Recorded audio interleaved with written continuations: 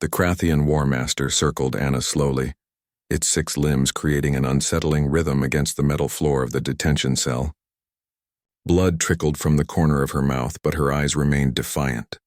She'd been a merchant pilot, nothing more. Until the Krathian collective decided humans were easy prey, they were learning otherwise. "Your species fascinates me," the War Master hissed, its translator struggling with the guttural clicks of its native tongue. "So fragile, so weak. Yet you refuse to break," Anna spat blood onto the floor. "You haven't met many humans, have you?" The War Master's claws extended, each one dripping with a paralytic venom that had already sent waves of numbness through Anna's left arm. It raised its primary limb, preparing another strike, when a small voice cut through the tension. "Hit her again, and we'll wear your teeth as bracelets." Every head in the cell turned toward the ventilation shaft. There, barely visible in the shadows, crouched Leo. He was 17, barely more than a child by human standards, with lanky limbs and a face still soft with youth. He'd been Anna's apprentice for only 6 months. The Krathians chittered with laughter. To them, Leo looked like prey, nothing more. "A cub," the War Master sneered. "How touching. Your spawn comes to die beside you." Leo dropped from the vent with surprising grace, landing in a crouch. His hand held something small, a jury-rigged plasma cutter, barely more than a torch. To the Krathians' advanced technology, it was primitive, laughable. "Last warning," Leo said quietly. His voice hadn't even finished changing, cracking slightly on the second word. The War Master struck. What happened next would be studied by xenobiologists for decades to come. Leo moved, not with the calculated precision of Krathian warriors or the collective mind efficiency of the hive species, but with something the galaxy had forgotten was dangerous: human unpredictability. He rolled under the strike, the plasma cutter slashing upward. The War Master screamed as the crude tool severed 3 of its limbs. Before the others could react, Leo had grabbed Anna, hauling her toward the wall where he'd breached the ventilation system. "Can you climb?" he asked. "Can I?" "Leo, there are 12 of them. 11 now. And yeah, I counted." He pressed something into her hand, a detonator. "You've got 30 seconds once you're clear." "I liberated some of their reactor coolant. Turns out it's really unstable when you mix it with our coffee grounds." Anna stared at him. "Coffee grounds?" "Science!" Leo grinned, then turned to face the advancing Krathians. His improvised weapon hummed. "Go. Now." Anna had trained hundreds of apprentices across 20 years of flying cargo routes. She'd seen bravery, stupidity, and everything in between. But as she climbed into that vent, she realized what she was witnessing. The reason humanity had clawed its way from Earth's gravity well to the stars despite having no natural weapons. No armored hides, no venom. Humans protected their pack. The Krathians advanced on Leo with measured caution now.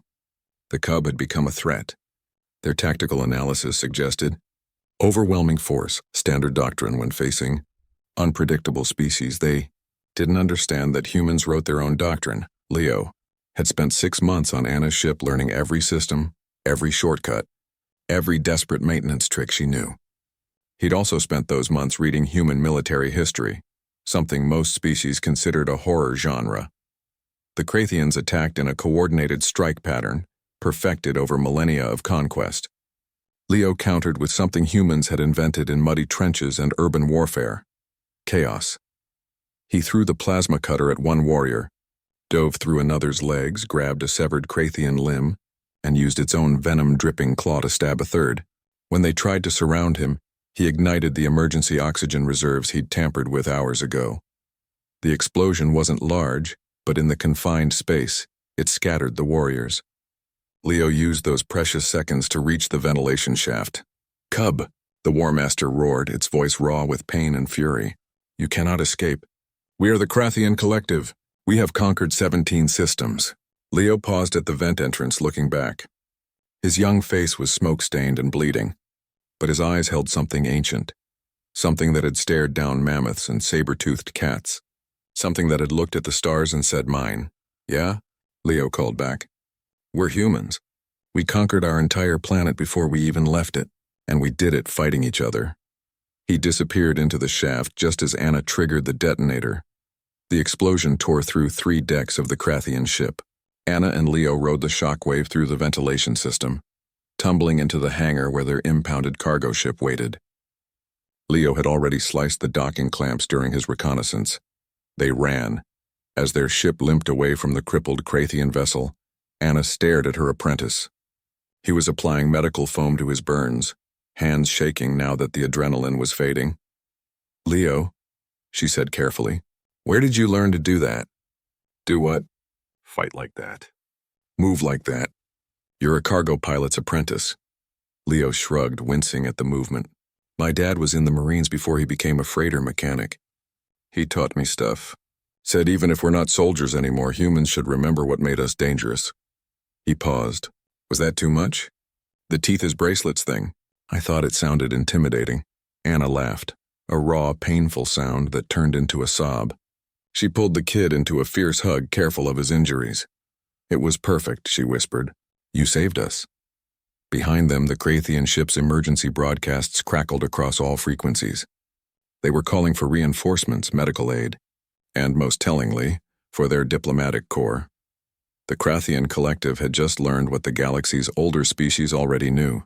Humans were individually fragile, technologically average, and physically unimpressive. But they were also pack-bonded, creatively violent, and absolutely unwilling to abandon their own. The galaxy called humanity's emergence many things: unlikely, improbable, statistically anomalous. But as more species encountered humans, they learned the truth. Earth's children were dangerous not despite their weaknesses, but because of them. They'd spent millennia learning to compensate, to adapt, to overcome. And they brought those lessons to the stars.